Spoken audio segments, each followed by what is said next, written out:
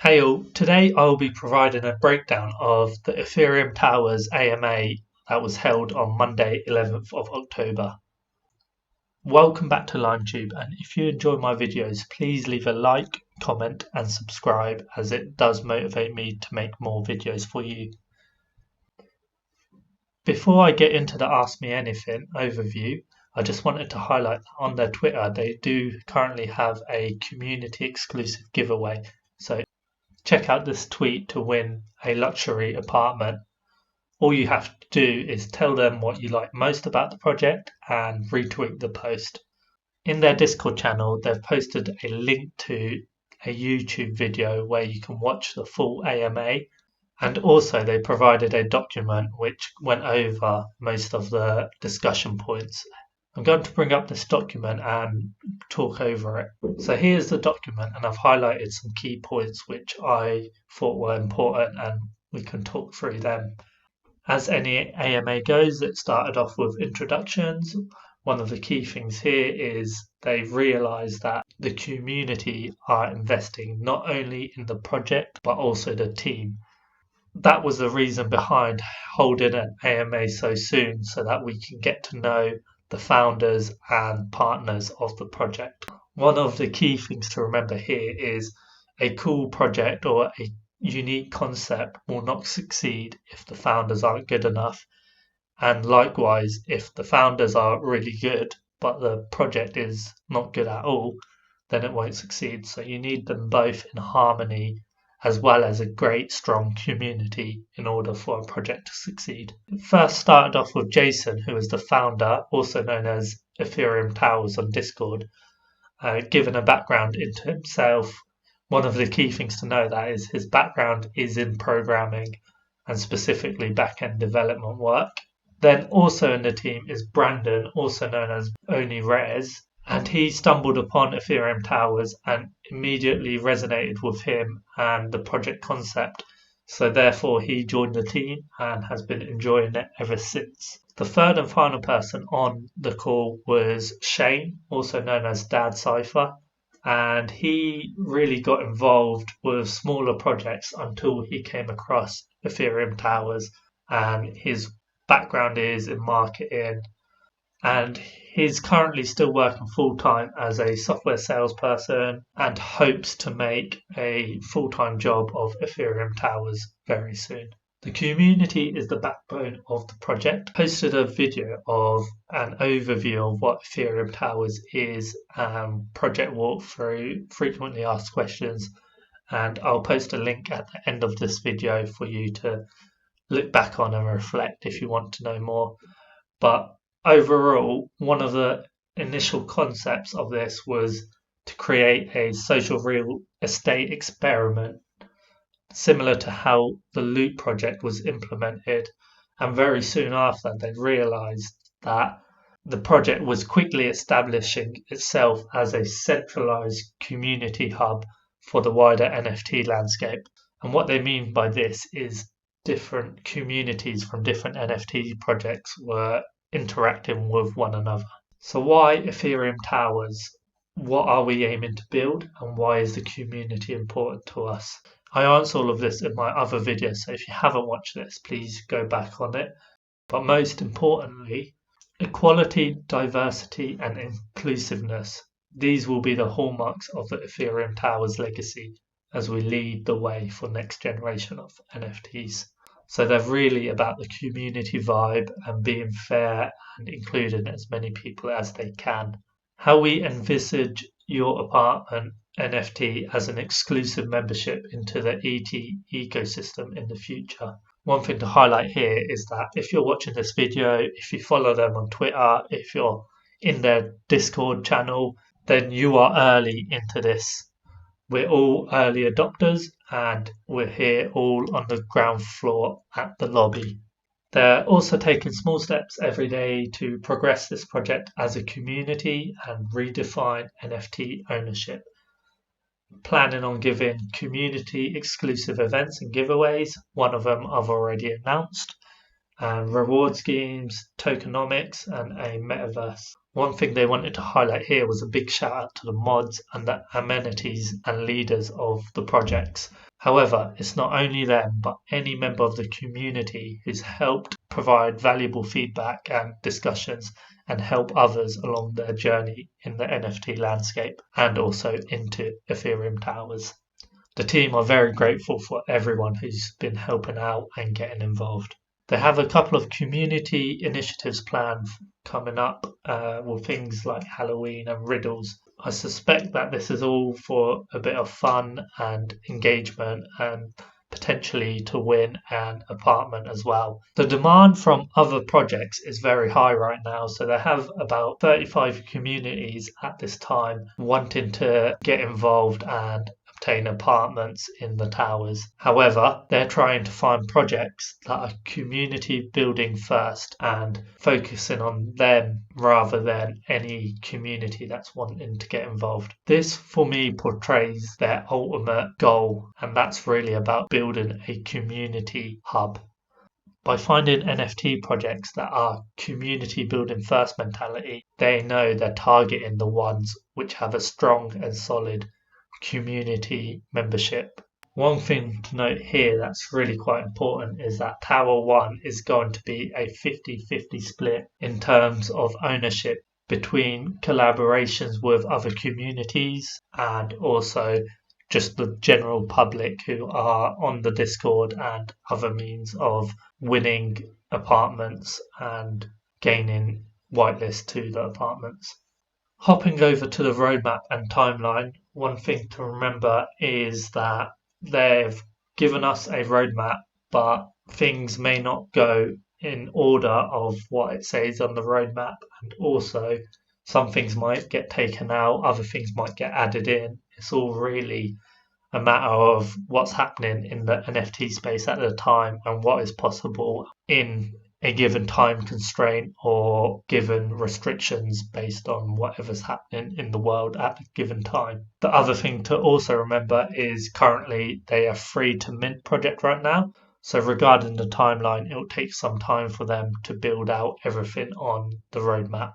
Going over all the legal stuff, they've said they're consulting with lawyers and reviewing everything in terms of any kind of rewards to make sure they don't break any terms of services on OpenSea or with the SEC. Those of you who are familiar may know that a couple of projects have been taken off OpenSea due to breaking the terms of service with how they were distributing rewards. One really important thing here to note is the financial disclaimer. There are no guarantees with this project. The partners are putting all we have into the project to ensure the greatest chance of success, but we cannot promise anything. This is really important to note. Only invest what you can afford to lose. With NFTs, people spend a lot of money hoping for riches. They've seen examples of this and think that every NFT project will just shoot to the moon. This isn't the case, and it's important for you to do your due diligence before investing your own money in any NFT project. Their next steps are looking for more collaborations between communities. They touch upon this above. They're looking for community-first organizations. Website should be here soon. Smart contract deployment. They're looking to deploy a smart contract when it comes to minting for Tower 2. They're also beginning activation plans for Tower 2, which isn't a free mint. It will be available to all in the public space. Price of the mint hasn't been confirmed yet. That's really for them to analyze what the demand of the apartments will be and the current price of Tower 1's apartments to really determine what the best price would be for both current holders of apartments and also make the pricing attractive enough for other investors to get involved.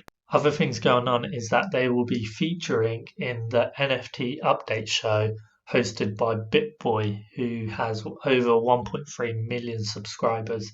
I believe that video is going live on Wednesday, October 13th. So if you want to get an overview, look out for it. They've also got a luxury apartment giveaway going on right now. I've mentioned it at the start of this video. Take a look at their Twitter if you want to know more. Metaverse. I don't want to talk too much about this because it is a while away in perspective of everything else that's coming, and I guess things can change, but really the lobby will be the core area space in the project. Moving on to other questions. Here I've highlighted a couple of key questions. Other than the towers, are you all planning for another release of sorts, or will it only be the towers? So they've mentioned this in their roadmap of Ethereum Towers resorts, but they've also talked about furniture and a casino, but they've got various ideas of what they want to introduce, and there will be something in the pipeline. Do you guys have any plans to list on OS, IG, Twitter, or Real Influencer to bring more attention to this project? I really like the answer they gave. Utilizing influencers will become a component of our Tower 2 activation. With that being said, we are trying to cultivate a friendly community full of individuals with genuine interest in the project, so we have to tread a fine line here. One thing I hate about any NFT project is when they pay any old influencer to promote their NFT. The reason why I dislike this is because there is no passion or no interest. They just say, oh, this is a really cool project, guys, check it out. But they've not really learnt the intricacies and the finer details of what the project's trying to achieve. So I like that they're only going to do it for Tower 2, and also I believe that they will be very selective on the individuals they choose. Going back to the video with BitBoy, I believe it was BitBoy who reached out to them rather than them reaching out to BitBoy, which shows kind of what I'm talking about. Rather than them going to influencers, the influencers come to them because they know and understand the potential of this project. What's the difference between a lower and higher floor? What's more rewarding in the long run? Funny thing, when I heard this question, I thought they were talking about floor price. I was at the gym, so I wasn't paying full attention. But really what they were referring to here was the floor in the tower. The answer they gave was, as defined in our initial resident reward structure, lower floors will have better incentives, excluding Penthouse. With that said, and without focusing on the reward element, we see your apartment being a unique membership in the entire ET ecosystem, regardless of floor. In summary, that just says all floors are unique and pretty awesome. As long as you own one, you're winning anyway. But the lower floors do have better rewards. So if you can grab yourself a lower floor for cheap, then go for it. The other day, someone managed to get a floor 1 apartment for 0.5 Ethereum, which is an absolute steal based on what the reward structure is going to be for them. If you'd like me to create a video going over the resident reward structure that they've posted, let me know in the comments below, and if I get enough comments requesting for a video on the initial resident reward structure, then I'll create one and go over it in detail. So what happens when both towers are full? That means they can continue on with the project, and once Tower 2 is full, they will have a modest amount of funds to actually explore and deliver the rest of the roadmap. One interesting one here was about construction permits and rental agreements. So construction permits will be able to be purchased. So if you own 2 adjoining apartments, you could potentially remove the wall and have one large apartment. Rental agreements still require more research and thought, but essentially you would be able to rent your apartment out for a period and receive payments from the renter. We are unsure exactly how it would all work. I really like the idea of the construction permit, so you can knock down a wall and now you have one bigger apartment, which would be more valuable. I'm assuming the rewards will be better for having a bigger apartment. At least it'll be the same price of having 2 apartments. What would be cool is if you owned apartment 12 in floor 1 and 2, is if you could knock the floor of apartment 2 out, or the ceiling of floor 1, and build stairs and go from floor 1 to floor 2, but having the same apartment number. That's another interesting way they might be able to do construction permits. I don't know if they've thought of that as well, but there's an idea there. The Halloween contest requires us to take a street view of the house outside decoration. What if we live in a building rather than a house? Can we still participate? So they've answered this based on the Halloween contest, but in reality, I can imagine that this will be the same answer for any contest that they decide to host.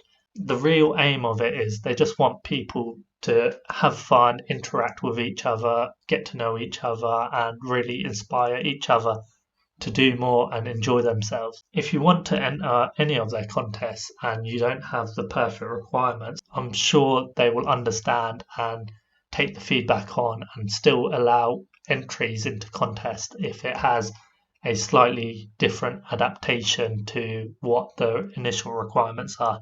The whole point is really just to have fun and enjoy doing it. I guess one final thing here is, will we have private floor chat rooms? Once our community grows in numbers, we can put this to a community vote. Right now, they don't want to spread the community out too thin. And I agree with this. It completely makes sense not to start separating out the community into separate floors right now. Whilst the community is growing, it makes perfect sense to have them all in one place at the lobby for all general stuff, and then the amenities rooms for certain topics rather than certain floor discussions. Just one more thing, if you're on the whitelist, you'll always get a standard apartment. It won't be a luxury or a penthouse. I'm guessing they'll have different requirements for getting them, and it'll be clear when they are up for grabs. Thank you so much for sticking around, and if you did enjoy this video, please leave a like, comment and subscribe. As I mentioned earlier, if you would like to see a video on the reward structure they have released, please leave a comment, and if I get enough comments, I'll post a video, or let's say if I get enough likes on this video, I'll post another video based on that. Thank you so much, and I'll see you in the next one.